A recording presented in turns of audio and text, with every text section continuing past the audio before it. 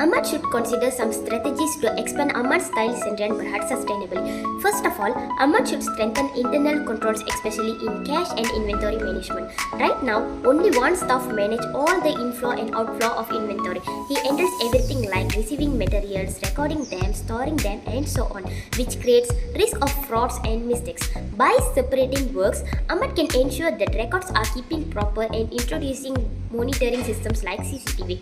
By this, he can make sure that company resources are protected and managed responsibly. Besides that, Ahmad should make sure financial reporting is honest and transparency.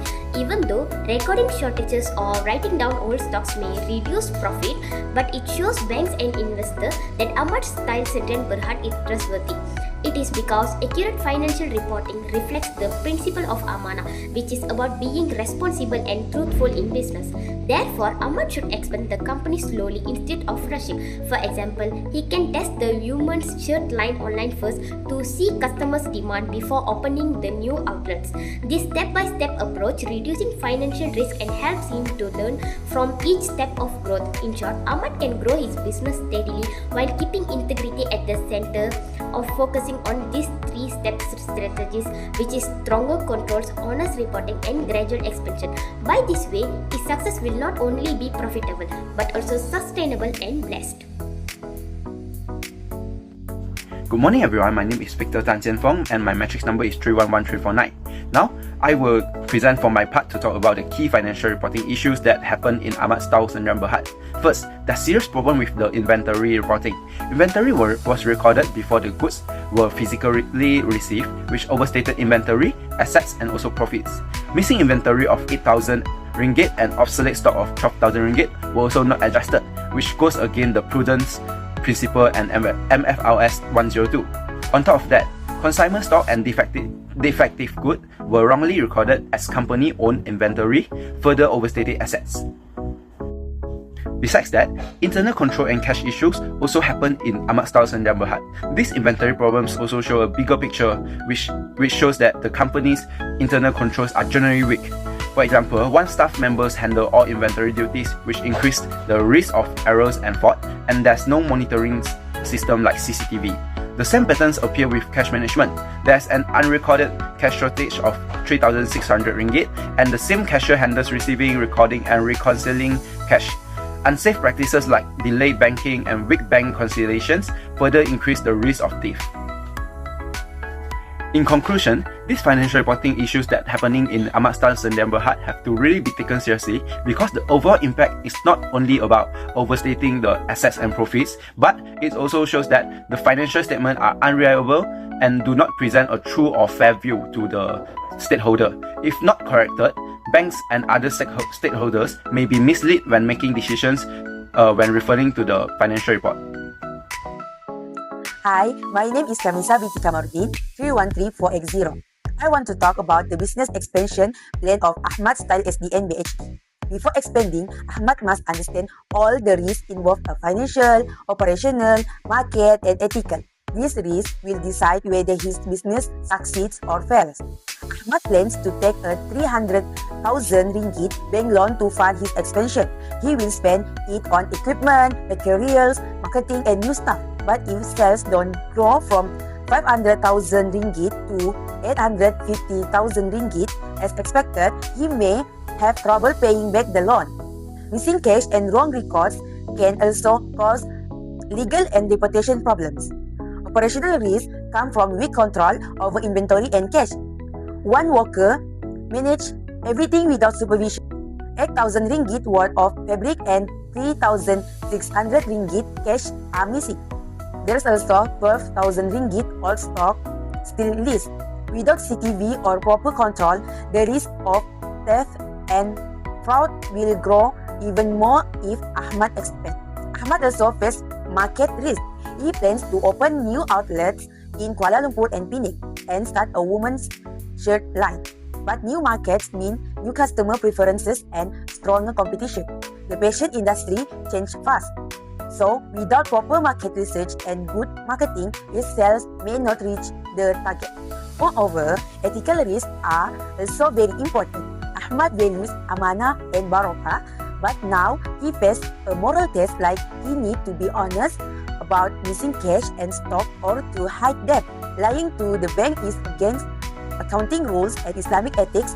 Honesty will protect his reputation and bring long-term success. In conclusion, Ahmad must remember that expansion is not only about making profit, it is also about keeping integrity and responsibility. Financial risk need careful planning, operational risk need strong control, market risk need good strategy, and ethical risk need honesty. If he manage all this wisely, Ahmad style SDN PhD can grow with both profit and barakah. Thank you. Hi, I'm Lordia Akila, and today I want to talk about how can good governance and internal control strengthening his expansion plan. Good governance and effective internal control are very important to ensure that Ahmad Style Sedang Berhad can expand in a sustainable, ethical and organized way. Firstly, good governance improve accountability and transparency in the company. In the case, Ahmad was unaware that only one employee handled all inventory activities and that there was no CCTV in the storage area. By having clear roles, management supervision, written policies and proper monitor responsibilities can be controlled more effectively.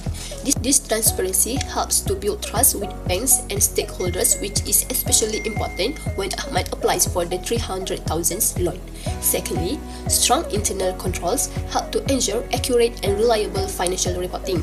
The case showed that inventory was overstayed due to advanced recording, obsolete fabric, return goods and consignment stock being wrongly recorded. By conducting regular stock counts, separate duties and perform inventory reconciliation, the company can avoid overstayed assets and profits. Accurate financial statement will increase the bank's confidence in Ahmad's expansion plan. Less internal controls help to reduce the risk of fraud and asset misappropriation. Issues such as missing fabric, cash shortage, delay banking and poor cash handling practice expose the company to theft. By separate responsibilities, install CCTV and implementing daily banking, Ahmad can better protect company assets and prevent future loss that could affect business growth. Finally, good governance support ethical decision making and long-term sustainability. It prevents Ahmad from manipulating financial records for short-term gains and ensure that expansion is based on honesty, amanah and adab. Overall, strong governance and internal control will help the business grow smoothly and responsibly. Assalamualaikum warahmatullahi wabarakatuh. My name is Nia Ainu Masara binti Rosman, 312874. I would like to present you question number 5. Identify the ethical dilemma Ahmad face. How should he respond has on religion value and the concept of adab, discipline, moral conduct and respect for divine accountability. First, whistleblowing, missing fabric. Ahmad faced an ethical dilemma when he discovered 8,000 ringgit of missing fabric. Although reporting it could harm staff relationship, stay silent would be unethical. Based on religious value and professional responsibility, Ahmad should report the missing fabric immediately. Second, delaying inventory loss for bank review. He also considered delaying the reconnection of inventory losses to make financial statement appear stronger for the bank review. However, honesty and amanah require him to report losses accurately, as long delaying could cause long-term harm to the company, trust and reputation. Third is cash shortage. Additionally, Ahmad noticed a 3,600 ringgit cash shortage, reporting it could create conflict and blame a co-worker, but ignoring the issue would be negligence. He must act responsibly to protect the company and ensure operational efficiency. Fourth is about all fabric management. Finally, Ahmad found 12,000 ringgit worth of all fabric that has not been used for 80 months. To recover some value and build staff goodwill, he could hold an internal sale at discount while clearing warehouse space. That's all for me. Thanks. Good morning everyone, I'm Kavina Sri Ganesan and I today want to discuss about question 6, which is if you were Ahmad position, what will you do? Okay, I will discuss this question according ethical and spiritual key. So first, which is discipline. As we all know, only one staff member manages all the inflow and outflow of the inventory. Hence, there are no any CCTV in storage area. This made monitoring inventory really hard. So as a solution, I could like to increase the number of the staff to manage inventory. At least two members need to calculate inflow and outflow of the inventory. By the way, to increase efficiency, I could like to record all the inventory according perpetual system, which is done by computer system. It's able to review the ending inventory, each of the transactions related to inventory. However, I definitely choose the staff member wisely because they do directly relation with the inventory, so they should be disciplined and honest in monitoring inventory. Okay, the second key point is responsibility. There is also another issue, which is shortage of the cash, and the cashier didn't take responsible for the shortage. This issue really questioned my patience, but when I think twice, I understand that is all my mistake, which is too much depend on humans who didn't have responsibility. However, I gratitude for letting me know about this issue as soon as I do. Due to this issue, I learned that I must responsible for monitoring the cash flow by ATM or machine data that connect the machine to software like QuickBook that can automatically record the cash movement. Besides that, they still need cashier to operate the machine. So in my opinion, I could like to operate a few cashier and schedule them in periodically to ensure there is no one misuse of the power.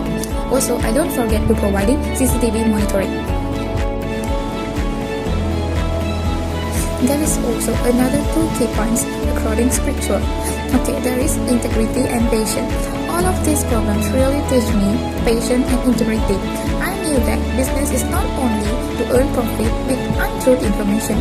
In my opinion, business is represent my own identity, which is integrity, self-discipline, and my commitment to goods. So I decided to restate all the amount according the truth. I knew that there is high risk for the bank did not approve my loan, but whatever I provide, I should provide fair value.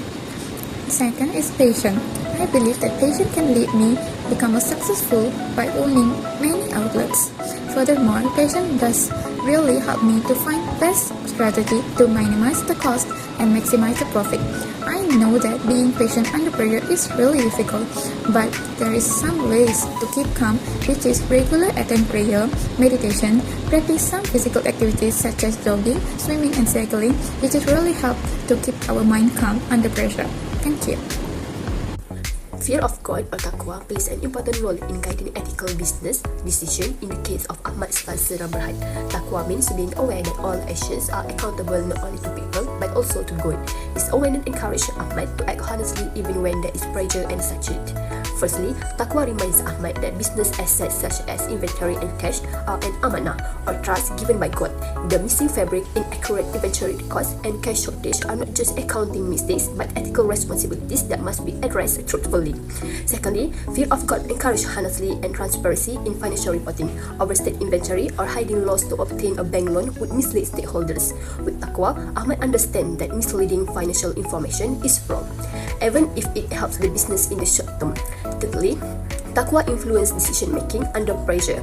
Although Ahmad urgently needs a loan to expand his business, fear of God prevents him from justifying unethical action. He realized that truth such as come from integrity and not from dishonorable growth. Lastly, taqwa motivates Ahmad to improve internal controls such as better record keeping and stock monitor to protect the business responsibly. In conclusion, fear of God guides Ahmad to make ethical, honest, and responsible business decisions, ensure sustainable and blessed business growth. To answer this part of the question, I will say that if I were Ahmad, I would feel very conflicted. On one side, I would feel excited and proud because the expansion represents a dream I have worked on for years, new outlets, new opportunities, and business growth. However, the excitement will be mixed with a strong sense of uneasiness. I will feel anxious knowing that my inventory records are inaccurate and that my cash controls are weak. The pressure to secure a bank loan will make the temptation even stronger. Emotionally, I will feel guilty and restless. I will realize that cash and inventory are not just numbers on paper but an amanah entrusted to me. Even if no one else notices the inaccuracies, I know that God is watching, and that creates fears of God in my heart. At the moment, I will feel torn between choosing fast expansion and protecting my integrity. I will understand that this decision is not just about business success, but about the kind of businessman and the kind of Muslim I choose to be. Ultimately, I will realize that success without honesty and adab is not real success.